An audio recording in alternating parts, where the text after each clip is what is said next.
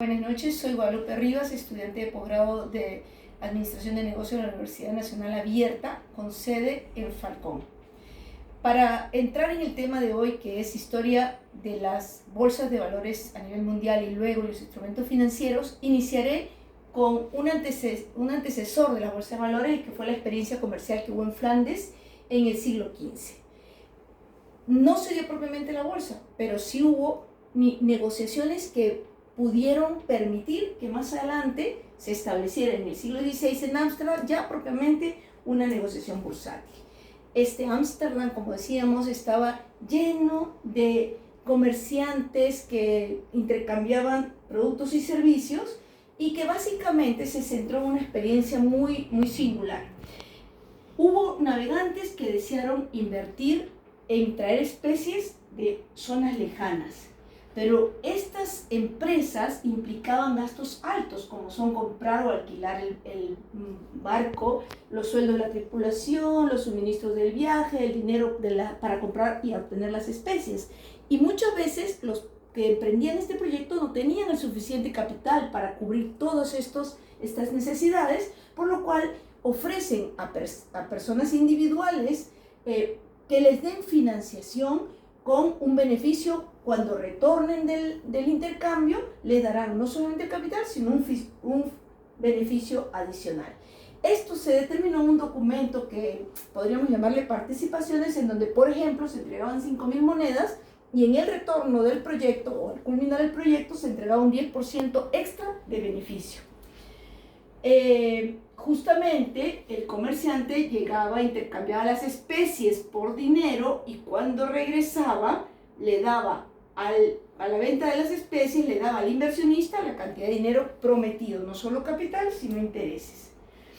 ¿Qué pasaba con estos instrumentos que se emitían? Se convertían, en algunos casos, en instrumentos nuevamente de negociación. ¿Por qué? Porque a veces el propietario original, que llamaremos propietario antiguo, ya sea por miedo o por necesidad de liquidez, ya que las navegaciones de esa época podían demorar 4, 5, 6 meses, y necesitaba liquidez o le daba miedo que el barco hubiese sufrido algún fallo, entonces decidía vender estos contratos y se los ofrecía al que llamaremos nuevo propietario a cambio de una cantidad de dinero. El miedo o necesidad en el antiguo propietario para el nuevo se convertía en una oportunidad de ganancias. Ya propiamente en Ámsterdam, en el año 1602, se establece de manera oficial, digámoslo así, lo que venía haciéndose previamente en las negociaciones. Y mucha gente inclusive vendió propiedades para poder invertir en la bolsa y tener ganancias adicionales. En este movimiento bursátil algo que era fundamental era el conocimiento. Fíjense, en la antigüedad, saber si el proyecto iba en viento en popa o había naufragado hacía que el valor de los contratos subieran o bajaran. Esto es lo que actualmente conocemos como subida y bajada de los valores de las acciones en la bolsa de valores. Entonces, los rumores, fíjense el conocimiento que hablamos desde la antigüedad hasta ahora, los rumores o el conocimiento del éxito o del fracaso de las expediciones hacía que fuera más o menos rentable estos contratos, y eran menos rentables, originaban un miedo en el poseedor de los bienes y muchas veces vendían a pérdida, u otros aprovechaban para ganar por comprar a precio bajo y porque de repente tenían información de que realmente el proyecto sí se había llevado a cabo. Cuando un propietario veía que se ve que las acciones suben, decide muchas veces quedarse con él para rentabilizarlo más o decide venderlo para ganar liquidez inmediata. Es lo mismo que ocurre en la actualidad con los movimientos de las acciones de la bolsa. Algo que es importante tener en cuenta en la historia es que en 1724 se trata de regular la bolsa de valores y ponerle unos horarios para evitar la especulación.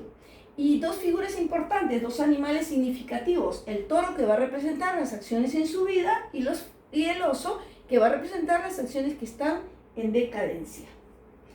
Bolsas importantes que se dieron posterior a las de Ámsterdam, sí, muchísimas hubo, pero significativamente aparecen la de Londres, la de París y la de Nueva York. Cuando una empresa saca las acciones a la bolsa de valores, ¿qué pretende? Pretende básicamente buscar financiación para poder crecer, expandirse, etcétera, y ofrecen rentabilidad a quienes dejan su dinero en estas acciones.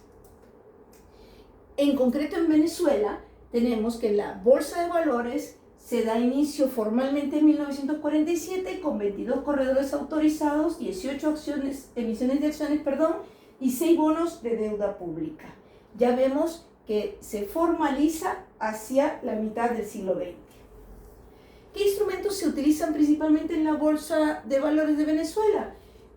Tenemos primero que se emiten y negocian valores de renta fija y de renta variables. En la renta fija tenemos los papeles comerciales, los pagares bursátiles, las obligaciones, el valor en títulos de participación, que básicamente en la mayoría de los casos serán de corto plazo, financiación de corto plazo. Me gustaría parar un poquito en el valor, que es bien significativo en Venezuela, porque va a ser emitido básicamente para el beneficio de los emprendedores. Se considera capital semilla, de arranque, de trabajo regular, de financiación de proyectos y da un rendimiento fijo a los inversionistas. ¿Cuál es el caso de las rentas variables? Tenemos básicamente 3 que se dan en Venezuela, que son las acciones comunes, las acciones preferidas y las unidades de inversión. Todas, en su mayoría, van a ser a mediano o largo plazo. Y bueno, van a tener una duración variable según el estilo de instrumento financiero que se elija.